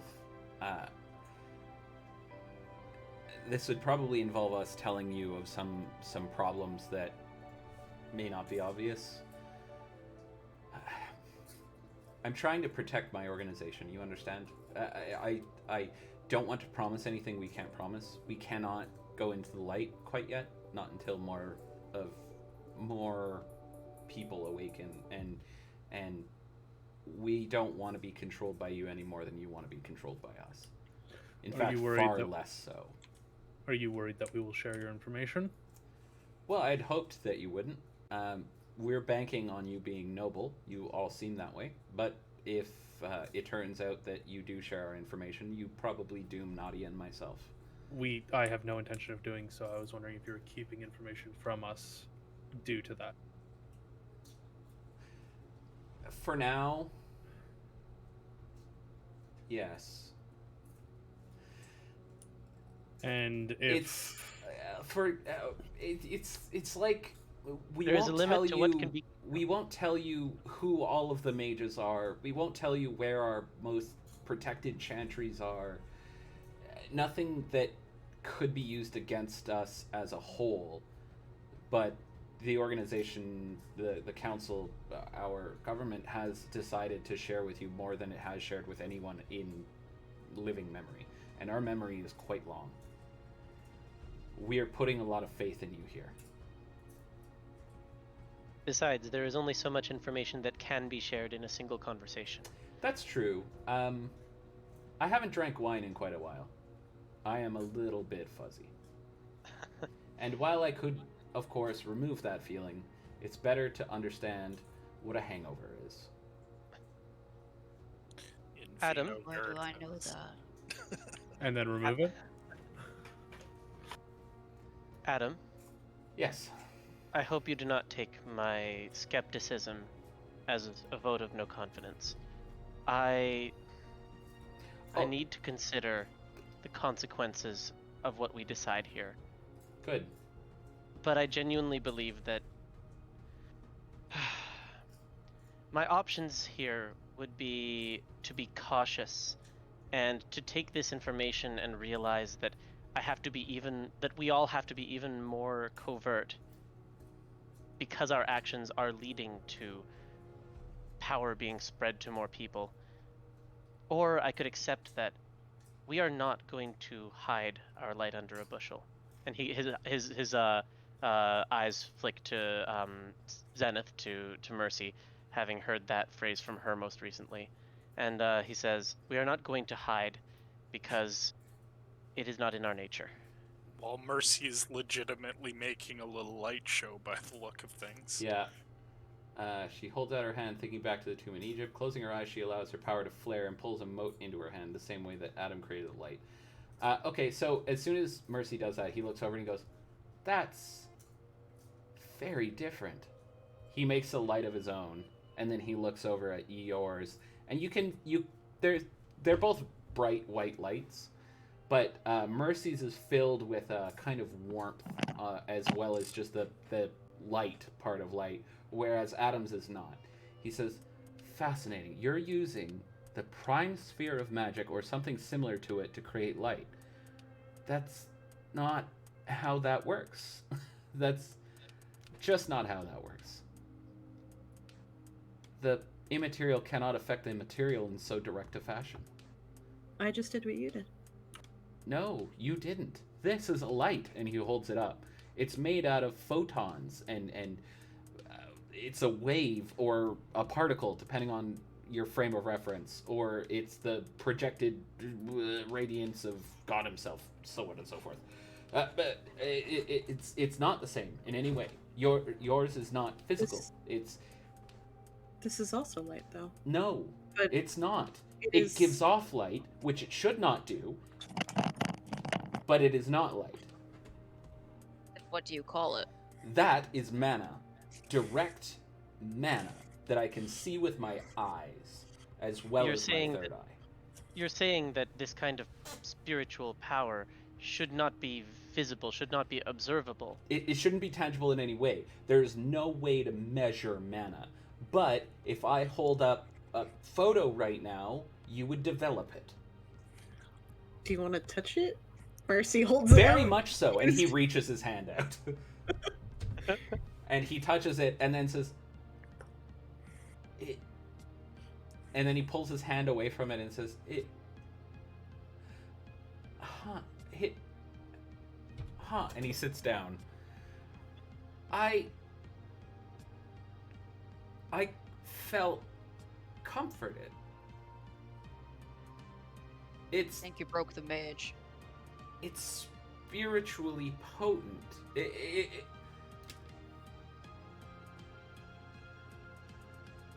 Oh, Yes, I'm going to that's write what I a said. book It- on this and become the most famous scholar of my time.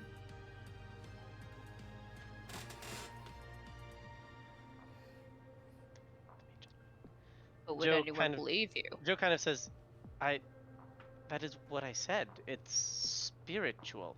It has always felt so to me. Of course, and mana is a spiritual force. It's a supernal thing, but the supernal cannot touch the natural in its so direct a fashion. That has not been possible. Those bridges you You're referred to- bypassing the watchtowers. You must be. You're pulling the supernal directly into reality. The bridges that you referred to, perhaps in the creation we come from, those bridges still exist. I believe you might be from. You might be either the ones who came before or the creations thereof. That is my leading theory right now. I have something for you. He walks over to one of the desks in the room, and he pulls a pocket watch, an old golden pocket watch, out of one of the desk drawers, and he holds it up and he says, "Does this look magical to you?" I don't think I don't think I can. He nods and says, "Okay, this is not just a stopwatch," and he hands it over to you, Joaquin. Can I roll into an occult? Can I try and figure out how the world flows around this? You know what? Can you see essence? No, right? No, I No. am literally 2 XP, or sorry, I'm 6 XP away from having that ability. Yeah, so no, you can't. No, Not I without can't. magic. It is an impossible roll, I understand. Joe shakes his head and kind of looks at it. It just looks like a watch to me. Right. It's not, actually. The watch is exactly always on time. So it was made by a mage a very, very long time ago who was terrible with time. Now, they theoretically should have been good at it. They were, in fact, a time mage, but they weren't. So instead, they went the other route, and they made it so that time works the way they need it to. They altered their fate to always be on time. And what it's led to is this watch that makes you just a little bit luckier. It won't do anything dramatic. It's very subtle. But you'll notice little differences here and there. So in light of what we've discussed here, and in as a kind of a goodwill gesture, take the watch, please. Joe's eyebrows rise. You're giving me an object of magic. Sorry. I'm not entirely certain that you wouldn't be able to recreate it yourself instantly. So yes, I am. I don't think you know what this means to me. I know exactly what it means to me. Darius, you had a question. I was asking you about charms. Don't worry about it right now. Kido. Also, the pattern spiders are rewarding. Joaquin. And they said 5 XP now. What? You gain a point of XP. Okay. That's funny. Oh, I see what you mean. 6 XP, wait, 5 wait. Thank you, pattern spiders. Yeah. Joe will put it towards understanding the magic. All right. So he says, I can tell you what it means for me. It means that I will be late more often, which is fine.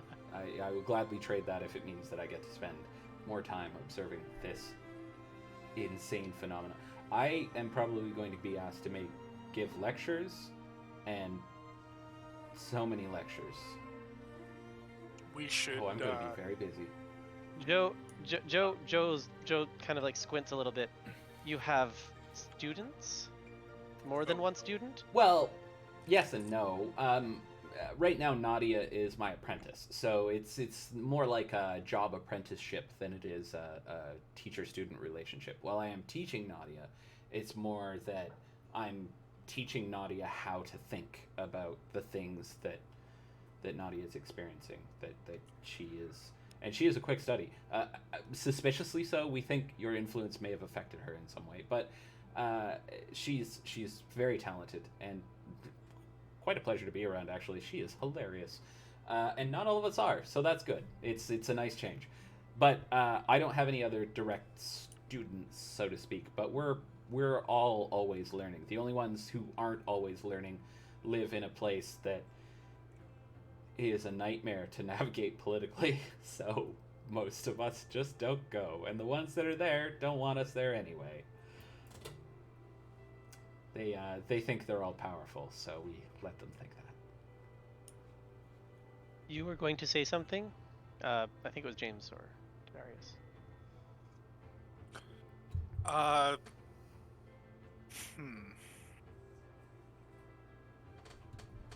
I'm not sure how to put this, but how are we going to communicate our two organizations? Oh, do you have a phone?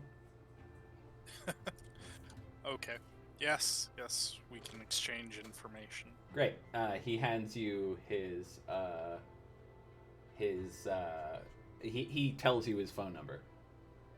How is your data He says security? it's a landline here. Oh, literally perfect. We route all of our traffic through somewhere reality adjacent. That sounds incredibly convenient, and I would love to learn the secret. Finding a way to Sure. perfectly secure a line has been highly debated amongst And then he goes suddenly quiet. Yes, well, So amongst. it's perfectly secure against threats in this reality, but I promise you, you will not enjoy talking to the operator. That's a joke. Then the- Joe's eyebrows rise. The, Interesting. the operator, it would be interference from the other spheres. It's we usually just hang up and try again. I'm curious about something. Good. Are you able to hold this? And I'm gonna produce another arrow. Okay. By the by, the pattern spiders like the arrow trick you did earlier in destroying a mage's whole universal view. So you gain a point of XP. Thank you. The pattern spiders are benevolent. They one of them really wants you guys to level up, I think. Anyway, so he says, "I can try," and he holds his hand out and wraps it around the arrow, and he says, "I can't feel anything except arrow, but not wood or warm or light. I feel arrow specifically." Okay, now I'm going to This touch is- my chest and put my want to find my family into the arrow.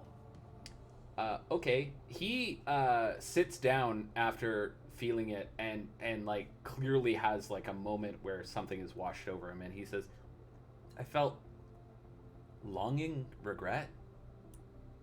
Interesting. What did you do? Did you put something of yourself in that? Yes. I can Oh. focus aspects of my memory into these. You are full of surprises. I need to call some colleagues. I honestly, I don't think there's anything anyone could know about what you're doing. This is unheard of. This is not possible. It has not been possible since at least Atlantis fell, and probably wasn't possible before that.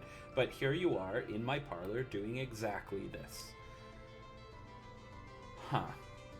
I didn't think we would be surprising and flabbergasting actual magic users in the same way that we have everyone else we've come into contact with. Oh, no. See, if you had shown this to me before I had awakened, I would have tried to measure it in some capacity. I would have tried to either detect heat coming off of it, radiation, or any number of things.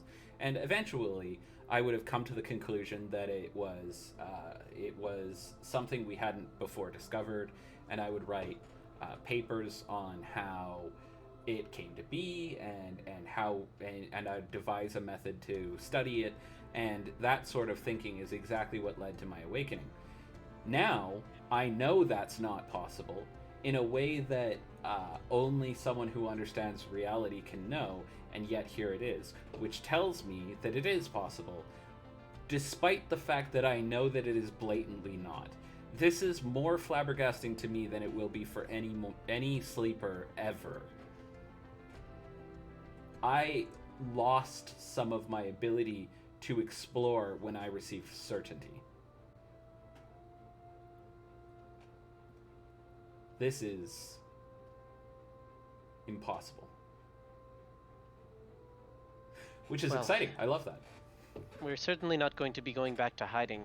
We have too much to do. Oh, you can't now. So- Governments know about you. You're hooped. He looks around at the others. I think I speak for all of us, and he actually makes eye contact with each of the others when I say, I think we will be accepting some form of your offer. We just need to decide what that looks like. Good. Call me when you have a direct answer, and I have to go talk to the council directly. James is gonna sleight of hand a business card into his if he's got like a shirt pocket. He does, Just yeah. gonna, Yeah, he's wearing a suit. Yeah. I'll just tap that in there for him. Okay. Are you using any motes for it? Nope. just Roll it. like it's fairly blatant that what I'm doing. Oh, However, you're not sleight of handing. You're just like putting it in there. basically prestidigitation, just like Okay. haha, here it is. Okay, great. He looks at it and goes, "Huh, that was magic. The other kind. The other kind. The Performance art. lying kind. Well, it has been humbling and wonderful meeting you. No matter what, I'm sure the technocracy will pull you into a meeting similar to this one, and they will probably tell you most of the same things From but a different perspective. from a different perspective. I do believe that you will make the right choice, and of course I'm biased. My choice is the one that I think you should make. But try to keep in mind that I was honest with you in everything I could be. I haven't lied to you. I've told you when there was something I could not tell you and why. Try to keep that in mind.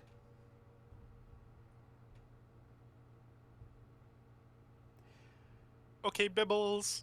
On that ominous note, that came out far differently than I meant it to.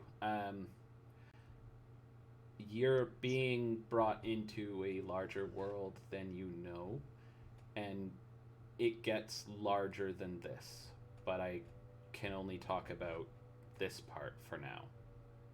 When we get closer together, I can tell you more. Okay. Thanks, Adam. Yeah. Honestly, I'm not really good at the whole secrets and politicking thing. I'm good at hiding mage stuff, but we're not doing that here, and that's my skill set. So, do you guys want to feel see you, a Matt. cool magic trick? Because I can pull a rabbit out of a hat, Can you pull a hat out of a rabbit? technically, but it's much gorier. Oh, I'd rather you did. I could actually pull anything out of anything else. It's That actually raises a question really quickly. Yeah. Can you turn a hat into a rabbit? Can you create life? I can't. No. I know of people who can though. I knew a guy who turned his journal, his diary, into a cat. The thing was actually insufferable. Have you ever seen a depressed cat? Yes. Well, imagine a Poor thing. depressed cat with bad poetry written into its very being. That poor thing. This reminds me of somebody. Yeah. No. Yes. Well, it wasn't really a cat. It was a familiar. It was a cat, basically. But sure, we can create life. That's not a problem. It's easy. I can't. Personally, I didn't study that, but sure. Interesting. Thank you. You're welcome. Can you create life? Not that I'm aware of. You absolutely can. Unless you're infertile, anyway. Oh. I see. That's a little joke among life mages, you see. They like to joke about how any idiot can do their job. And I'm not allowed to make those jokes, so I'd prefer you keep that to yourself. Will do. Anyway, Nadia, CEO, I'm sure you have lots to talk about, and I hope Can I have another cookie? you can take them all. I bought them for this. Ben takes the entire container. Joe snags one and chews thoughtfully. I hope that you guys come to the same conclusions I did. And if not, well, please don't kill me. Thanks. Don't worry. He We smiles like he's obviously a little worried. And we're gonna Oh, end don't it. worry, Adam. And You have no idea what I can do yet. we're gonna end it there. Jesus With a Christ. threat from the dog. At that moment when Joe was about to say, we have more qualms about killing than you Nope. know. We ended it. It's over. No, we did end it. So how's everyone doing? Wizards. I love this stuff. Wizards. Yes, Nick's pattern spider. The basically mortal mage definitely shits his pants when he's threatened by the dawn. Didn't mean it as a threat. Yeah, which is why he didn't actually shit his pants. He Yeah. just, when the general of the sun, a force of war so perfect as to be unconquerable as the sun itself, says, "You don't know what I'm capable of," you tend to notice. And he says it with a smile too. Yeah. And all the cookies. It's almost And like all he the loves cookies. slaughtering.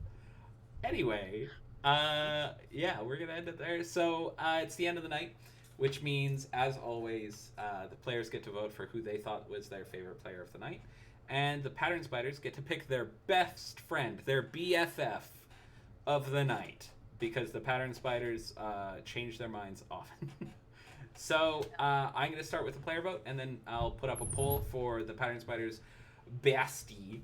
And we'll go from there. I'm going to start with Mr. Sam. Sam, who is your favorite? I think it's gonna be Mrs. Angel dancing on the head of a pin, which I acknowledge was Jord's joke, but like, Wasn't a still. joke. Okay, never mind. Jord's play on words Uh-huh. reference. Yeah, that was excellent. Just like I'm gonna casually show off, Mm-hmm. and then just got us all doing it. That was pretty good. Yeah. Okay, fair enough. Put your votes in the chat, please. And Ben, who would you like to vote for? Which would you like to vote for? Which shall which vote for? I'm gonna go with Darius for mind blowing a fucking mage. Literally Somehow. completely ruined his conception of reality. Yeah. Yeah. So I'm gonna let you guys behind the curtain a little bit. This guy is actually a master of prime magic. He's no fucking slouch. Like, he is actually what he says he is. He's quite powerful, and you guys just ruined everything he knew. I've been spending my entire life learning about spiritual power, and whatever you're doing, it's spiritual, and it doesn't behave like anything I've ever seen. Yeah, this guy, if he really applies himself before he dies, could probably achieve Archmage status, and probably won't now. Or he really will, one of the two. Or he really will. Oh, come on. Mages will take inspiration and that kind of thing as a challenge, not as a major hurdle. Well, we'll see. This is the quintessential wizard versus sorcerer dilemma. It really is, yeah. Yeah. Except he's also kind of a sorcerer, because the way his magic works. So he's an Obermost, so his magic works via prayer, mostly. Via belief, yes. Yeah, so he's also a sorcerer. You're just a different flavor of sorcerer. Is he not just a cleric with arcane power? He's not just a cleric with arcane power, no. He's a person with an entire other soul welded to his soul. Well, he doesn't see it that way. No. At any rate, Aki, my good, close Ak friend. Voting Darius. Okay. Not just because he absolutely fundamentally changed a mage's mind, but because of the reveal with the want for to find his family Yeah. So that I don't know about in character. So all you know is Precious. something he remembered gave him feelings of longing and regret. Exactly. Which is perfect characterization. So, that is yeah. beautiful. Alright, Scald, my good close Scald friend. Going to Darius. I also really liked both of the things Marcy mentioned. Okay. So, good stuff, Sage. Thank you. Uh, It's fine. You're fine. He's public, he's a streamer. Darius, who would you like to vote for? Sorry. Sukrown. I'm gonna vote for Joe just with all of the questions that he asked. They were helpful in expanding Mhm. expanding on what we were what I know I was curious on, and I know he's curious about as well. Mhm. And I'm grateful for that because knowing a bit more about the system, he's able to ask a bit more specific questions as well. All right, fair enough. So obviously, Darius, you win the player vote for the night. You get another point of solar XP. And the Pattern Spiders BFF is a 3-way tie between Joaquin, James, and Darius. Ooh. So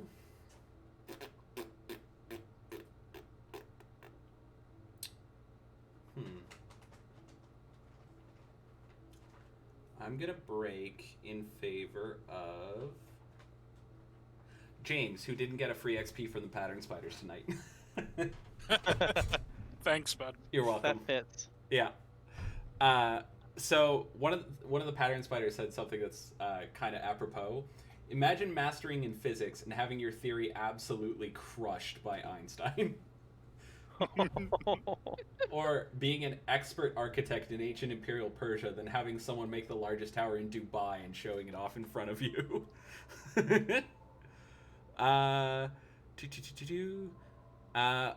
Ooh. Hey, Mr. Crown, have you been streaming lately? No, I haven't. I'm getting it all set back up now. I had to completely wipe my computer due to some corruption issues. That sucks. But probably this weekend, actually, I'll be setting it up because my Cool. trip got canceled. Go check out his channel, everyone. Sukran is a good friend of mine, and I would like for people to see his stuff. I linked your Twitch. Thank you. Yeah, no problem. Go give him a follow. Thank you, thank you. So here's my. Oh, first, you guys can have 2 regular XP and 4 solar. Ooh. Because I just dropped a whole lot of world building on you and solar XP. Which means that Mr. Scald, you get 3 regular XP, and Mr. Crown, you get 5 solar XP. And Mr. Ackman also gets So- 3 regular XP. Sorry? I got a free XP as well. Yes, you did. But that was I am that, I don't including that in include mine. Pattern Spiders redeeming XP for you. I just let that ride in the moment. So close to Essence 2. 3 Speaking more of, EXP. Get on my level, scrub lords. Yeah, speaking of Essence too. speaking of, yeah. So over the next month, which is the amount of time you guys have, Yes. Fuck yeah. everyone will note that anyone who got up to Essence 2 tonight, so I think that's 50 XP, isn't it? 25? It's 50 XP spent, Yeah. which is why I won't be reaching it. But I'm making it 50 XP gained, not spent. Oh. Oh, The reason for this is so that everyone kind of stays on the same level. I understand the purpose of having it be spent because that way it reflects like your character's abilities, but I would argue that as Solar Exiles, your potential counts just as much as your actual ability in the moment, especially since some of you can literally delete training time for some skills anyway. So over that time, you find that you become more in tune with creation around you. You start to notice patterns a lot more. You start to feel more empathy than before. Your general wisdom increases, like in a way that is hard to quantify. But you realize that a lot of the things you used to take for granted are in fact incredible, or a lot of the things that you used to think are pointless or meaningless actually do have an intrinsic value to the person who is doing them. So you become more understanding overall, and you find that you start to feel things a lot more severely. Not to the point where you're breaking down or anything like that, but you just, when you feel anger, you feel more of it. You don't lose control, but you feel a righteousness to your actions. When you feel happiness, you exult in that joy. And when you feel sadness, it brings you down to a depth that you feel brings you to an understanding with the people around you. You Oh become boy, that's gonna be more fun. than you were. And yeah, that's what happens. So if you have not reached that level yet, don't worry. I'm sure it'll come soon. I'm not sure how you wouldn't have, but I Yeah. may have miscalculated. okay. At any rate, let's do my favorite part of the night, and then we'll end it for the night. Let's Nick, do not put in anything right now. Do not. I see him about to try to what you call it? Fate weave. Don't fate weave. We're done. So wild mass guessing. What the fuck's going on, guys? You're playing Exalted. Of darkness. Wait. Yeah, so we're gonna go right to left to start. So, Mr. Crown, Mr. Sue. Yes, I had one thing. We had a Sally. One thing that's not related to this. We had a Sally meetup that was supposed to happen in a couple of weeks. Is that changing, or is that supposed to be after RP? I will have to do that RP this week with you guys because I need to get time to do it. I think that Aki may have been right in the boat people being the technocracy. I'm still not fully convinced from what he told us, but out of character, it's a pretty big possibility now. I thought that was me. Okay, never mind. Oh, that may have been I you. don't think that they're I don't think Okay, they're it may have been Joe. Yeah, it may have been All Joe. good. My bad. Okay. Oh, sorry. It wasn't Joe. It was Sam because Joe Ah. didn't know about the technocracy. Yeah. And he Sorry. still doesn't really. And I think that the other faction may have been the. Why am I forgetting their name? The Nefendi would have been The the Nefendi, attackers, yeah. is what you're saying. Were the attackers. Very Yeah. possible. Yeah, 100% confirmed. You guys figured it out.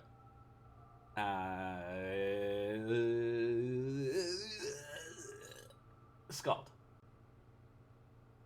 So, at one point earlier in the game, I remember somebody describing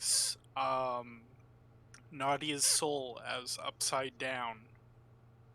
Okay. So I think she's an Effendi spy. Ooh. Oh, that would be spicy, wouldn't it? I mean, that is what is happening. I confirm that 100%. Yeah. Damn. Ooh. You figured out my plot. You have anything to add, or is it just Nadia confirmed Nefendi spy? No, James is just gonna be a little Oh, wait. suspicious Am I... of her. Okay, I was deafened. Hello, can you hear me now? Yes. Okay. Do you have more to add other than Nadia's Defendi spy? No. Aside from James is gonna try and get into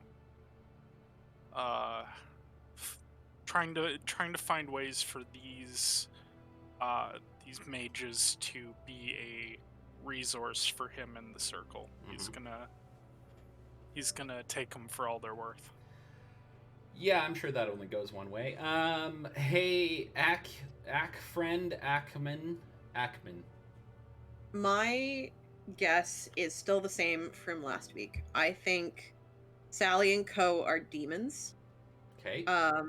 Because specifically, I'm a Zenith, and part of my anima banner is dealing with creatures of darkness. Okay. Would you not call an Effendi a creature of darkness? Not in the same way I would a demon. Fair enough. Just generally curious. They are 100% demons, and also they are Nefendi. You are correct. Okay, all right. Yeah, you're all correct. No matter how contradictory your guesses are. They're NPCs with little frowny faces on them with the angry eyebrows. That is... No, they've got... the way you can tell they're creatures of darkness is they have the cover-up swear thing on their mouth. Ah, okay, Yeah. that's fair. Just little black rectangles. Yeah, exactly. And goatees. Yes. Yeah, if they're demons, they're the devil face emoji. Yeah, absolutely. Okay. 100%. Neat. So you think they're demons. So then these mages are also demons? Is that what you're thinking? No. We met legitimate mages, because out of character, I have met Adam before in another game. Oh, did with you? another Do you want to character, in another life? Do you want to? Yep, you tell me remember? about this character? No.